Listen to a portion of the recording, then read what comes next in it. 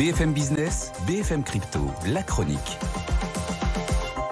Encore un gros coup de mousse ce week-end sur les grandes cryptos, Antoine, et ça se confirme ce matin.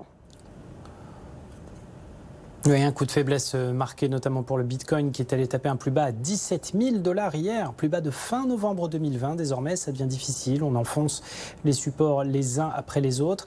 À noter qu'on a remonté un petit peu depuis, mais que ça reste compliqué. Et ça reste compliqué aussi pour l'Ether qui là perd franchement pied sur des plus bas qui datent de décembre 2020. On a failli passer sous les 1 000 $ ces dernières heures, un plus bas à 1015.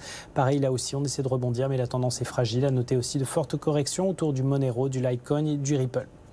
Alors qu'on voit de plus en plus de plateformes et de fonds qui commencent à connaître des difficultés face à cet effondrement des cours, Antoine, un acteur de poids est en train de marquer des points dans le domaine des transactions, c'est PayPal.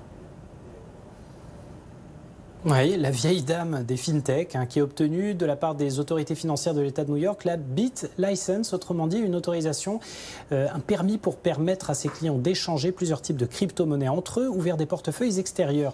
Jusqu'à présent, c'était une autorisation partielle. Là, c'est une licence complète et ça change tout au final. Car clairement, face aux difficultés que connaissent les acteurs spécialisés, PayPal, avec sa puissance de feu commercial, peut très vite devenir une solution rapide, fiable et éprouvée pour fluidifier les échanges de crypto. D'ailleurs, PayPal se donne de nouveaux horizons.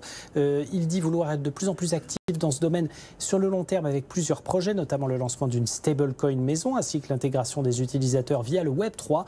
Tout ça est en cours de réflexion, mais de ce crypto crack qui est en train de mettre à mal énormément de plateformes, PayPal pourrait émerger comme une vraie major intégrée de l'argent numérique en ajoutant une carte maîtresse crypto à son jeu. Merci.